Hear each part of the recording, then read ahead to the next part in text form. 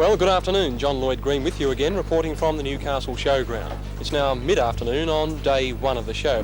As I said to you in my earlier report, now we're going to take a look at some of the very important exhibitions that have already been judged. We're going to take a look at now the cake section and the arts and handicrafts. Well, let's go and take a look. There's been an excellent response to the cooking and cake making section this year. First of all, let's take a look at the general cooking section. From the shortbread jam tart through to the straight good old shortbread, and then of course the variety of sweets. There's certainly some wonderful efforts here on display. In the general cooking section, featuring the more traditional cakes from the fruit cake to the plain cake, there's certainly some very edible looking examples. And the most successful exhibitor here has been Mrs. Audrey Scaines. In the handicraft section, before moving on to take a look at some of the individual exhibits, in one corner of the pavilion we've got a young lady obviously hard at work. If I could ask you, exactly what are you doing? Putting seats in, caning chairs in seats. That's a fairly skillful job, isn't it? Yes, it's a dying art. Well, if it's a dying art, are you here to try and persuade people that perhaps they should be taking a look again at some of these dying arts? Yes. In the hand-painted china section of handicrafts, there's also an interesting array of exhibits, with prizes being donated by local galleries. A favourite with any handicraft exhibition is, of course, the exhibitions of patchwork and tapestry, and these include nursing home patient donations. Across the way from the handicrafts pavilion is the horticultural pavilion, where once again a full and comprehensive display of plant life has been mounted from cacti to fernery. Well, take the cacti section for example. You've got your traditional spiky ones, which we've all probably had some experience with, but the interesting ones are these, well, what the cacti lady tells me are the old men. They're furry, and believe it or not, they're supposed to live 1,000 years. And you can buy them, I believe. That's worth something. What lasts 1,000 years these days? Not much. Moving inside the horticultural pavilion, it's obvious to see the work that's been put in and the very attractive entrance for people who make the move to come in and have a look around, especially these ferneries, which I'm now standing amongst. Well, that's about the close of this report on the Newcastle Showground.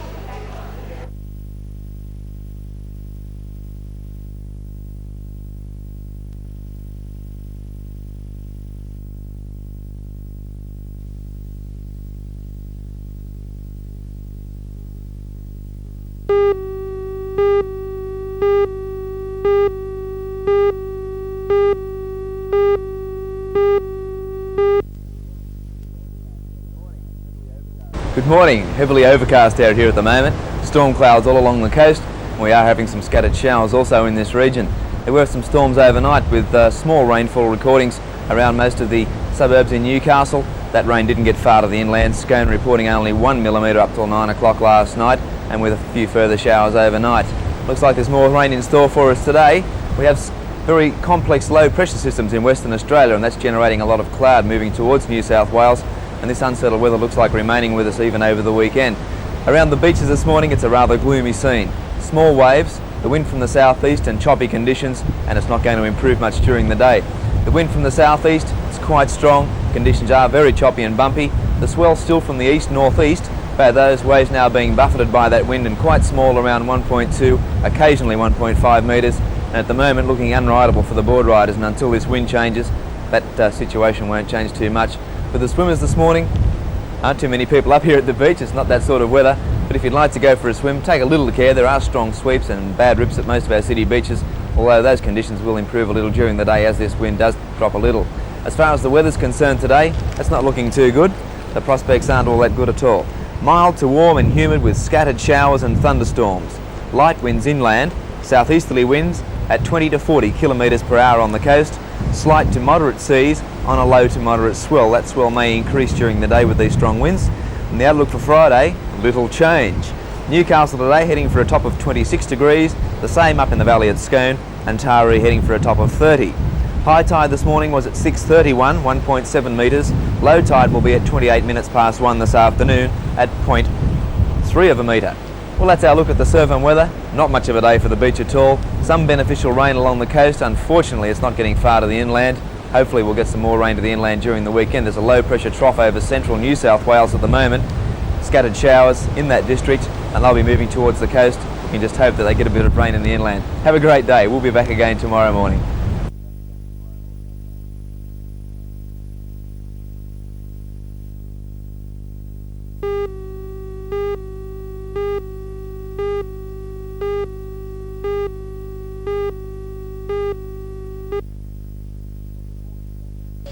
Well, good morning. John Lloyd Green with you again from the Newcastle Showground on day 2 of the 82nd annual show. Well, the weather is overcast again, but it looks as though it's not going to rain. Well, let's hope it doesn't. From 9 o'clock this morning, the activity has certainly begun, and in a big way. There's certainly plenty going on right here in the ring. Here we have the early stages of the judging of the stock horse gelding, a hardy horse and sturdy and particularly suitable for Australian conditions. As judge of this section of the stock horse gelding, Mr. Ninnis, what are you looking for and what's the standard like? Oh, I'm looking for the typical Australian stock horse, something I can ride about the place or muster my cattle with. And I think the standard here in the Hunter Valley is as strong as, you know, the stock horses of anywhere in Australia, because when I done the stock horses in Adelaide, you know, they don't come up to the standard of what they are here. There's a whole range of different horse categories being judged here in the ring this morning, from pintos to buckskins. These here are the Galloways, named because of their height between 14 and 15 hands. Most horses have to go through the same sorts of procedures for judging, that is stance, the carriage they hold, being led, and then being led at the trot, and then also being led at the walk. Meanwhile, at the southern end of the showground ring, the jumpers are warming up for the morning's program of jumping events. Jumpers are required to warm up over a single bar and a double bar jump before their number is called, and they're called out to the centre ring proper for the competition. While the different categories of horse judging are now well underway, the jumping is, well, perhaps only just beginning. We'll bring you more reports throughout the day as the jumping gets underway, because it's probably going to be a fairly spectacular day. The ground is a little bit muddy and there's certainly very strong competition here. This is John Lloyd Green reporting from the Newcastle Showground.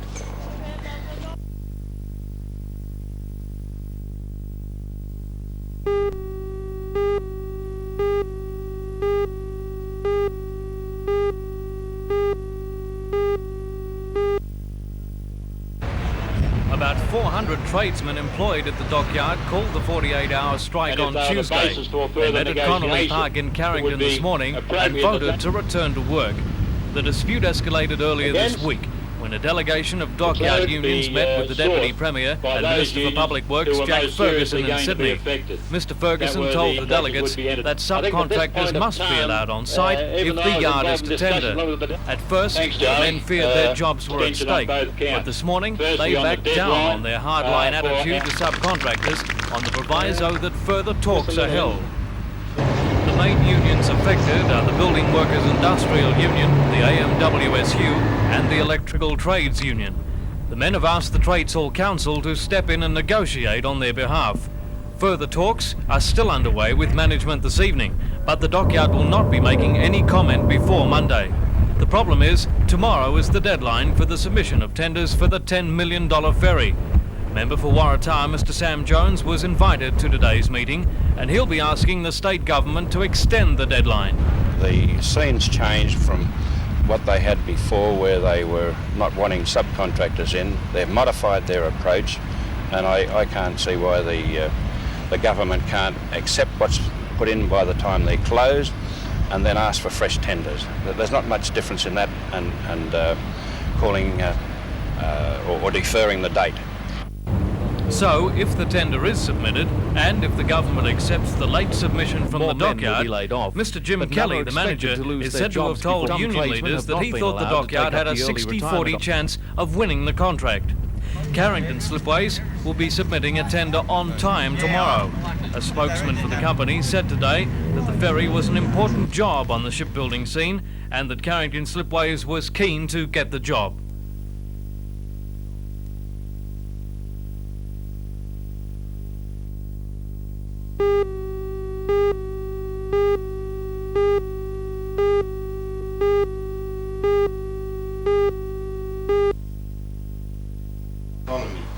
An Education Department spokesman said today that the unexpected increase in Year 11 enrolments is related to the state's unemployment problem. The department's information officer, Mr Meany, claims that many children are staying at school because they think it will increase their chances of getting a job. He says the diverse number of courses now being offered by state schools in Year 11 is also encouraging many students to stay on. And a current political campaign which urges children to stay at school is also influencing enrolments, according to Mr Meany. This year there are 5,000 more Year 11s at state schools than there were last year, and in the Hunter region there are 500 extra. The promise of additional teachers is news that has been welcomed by the New South Wales Teachers Federation. But the Federation is also angry. It claims the state government has taken too long to approve the additional staff. The group's Newcastle organiser, Mr Adrian Lewis, said today that one Hunter Valley teacher had had 47 pupils in her Year 11 class since the beginning of the year. Mr Lewis said the Federation will now be keeping a close watch on local schools to make sure each one gets the additional staff it requires.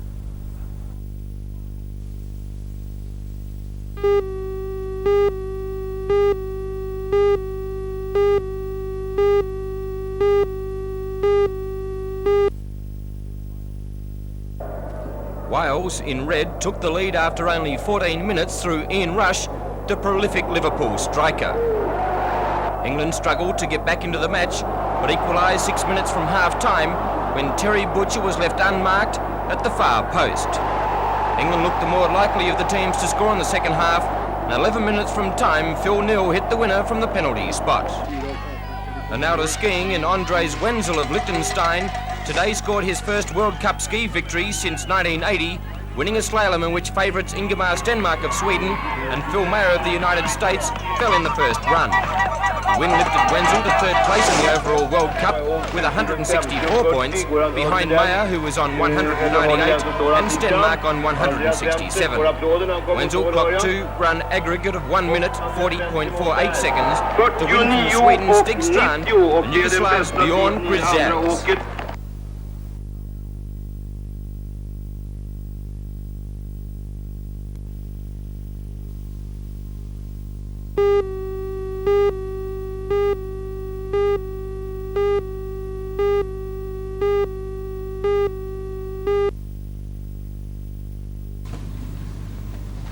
The presentation ceremony took place at Newcastle Police Station in front of a proud collection of families. They were handed out by Chief Superintendent Waples of the Newcastle District. The National Medal is presented to members of the force who have given 15 years of what is described as diligent service. It replaces the old conduct and service medals and is also presented to members of the ambulance service and fire brigades. Commonly known as the Parramatta Penny because of the ribbon colours and because of the size and colour of the medal, it was worn with pride by the recipients.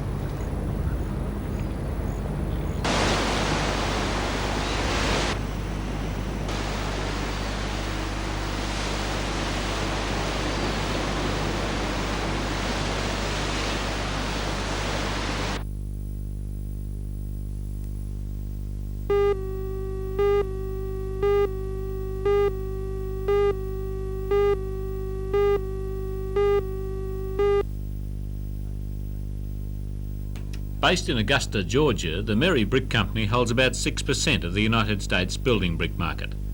However, last year it was taken over by the Australian Burrell Company, helping make Burrell the world's second largest brick maker. Mr Merry, president of the Merry Brick Company, is visiting Australia to see if Australian techniques could help him sell more bricks in the US.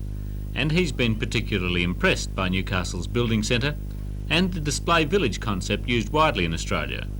Our marketing concepts are quite different, and we have been very well oriented to commercial, industrial, institutional markets and done pretty well.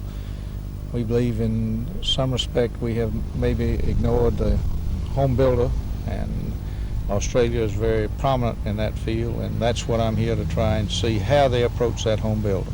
Do you think ideas like the building centre where they can actually see bricks in a wall and see what they look like is a good idea for the States? I believe it is. I think that the home building center will be some time before it will come back because we have had some failures with it. But I do believe the display type home will catch on. One Australian builder, as we mentioned, has already gone to the States. That's Jennings, is it? That's right, in Houston. And I understand he is being successful using the display type homes.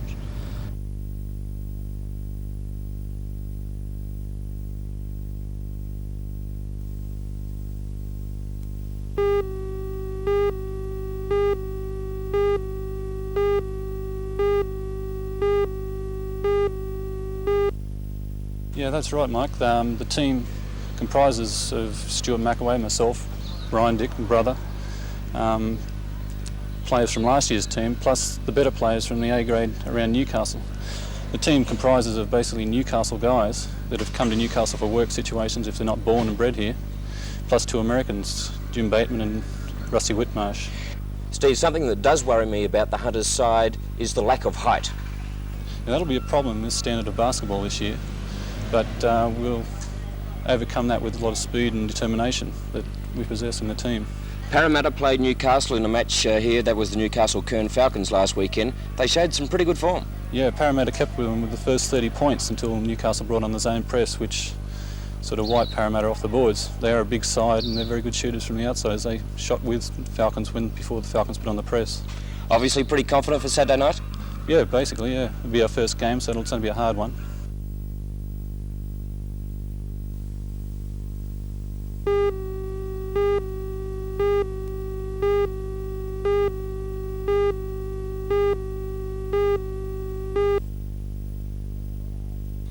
It's been a lot of hard work. All voluntary labour has gone into the construction of it. But the club only started in April '74, and the last 12 months we've had assistance from the Hunter Plant Operator Training School as well as the members of the Roman Terrace Club. The track here is in an idyllic setting. Tell us a little bit about the course itself. It's rather unique with a couple of right angle bends. Yeah, it's got 2 right hand bends at the back. It's 642 metres in length, and the English riders might find it a bit of a handful because they're not used to right-hand corners. 2 riders who will have a big bearing on the outcome of the test match between England and Australia are the English riders Trevor Banks and Sean Wilmot. Sean, you haven't had a chance to practice on the track. What do you think of the design of the track? The track looks very good surface-wise. We're a little bit worried about the 2 right-hand corners though. It's going to be fun to get round there and practice till we learn. This situation in England doesn't apply, it's mainly oval tracks? Oh, it's all oval tracks. We never do right-hand corners in England. Trevor, to you, the Australians so far have just edged in front, but 2 tests to go, you'll be looking to get right back at the Aussies. Yeah, I think on Sunday we'll be really going for it. We're all fighting fit. Steve Schofield had an accident a couple of weeks ago, and he had a bad hand, but it's coming on good now, so we should be all okay for Sunday.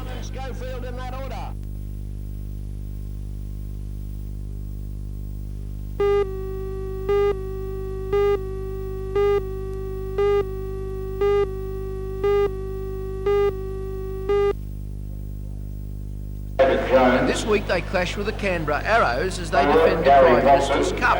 They won 2-1 last year.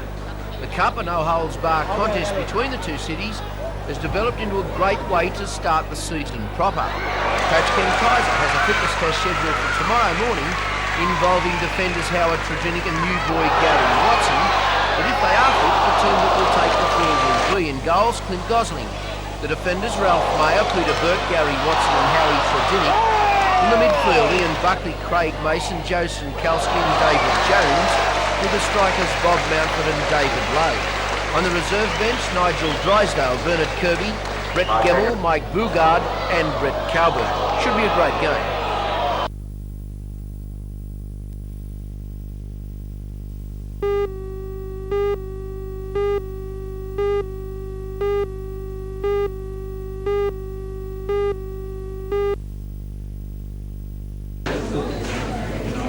It was a busy scene at the the university today as new students spent time learning about their future stamping group. A preliminary estimate showed that the total enrolments of this year are up to at least 4,500 after several years of static numbers.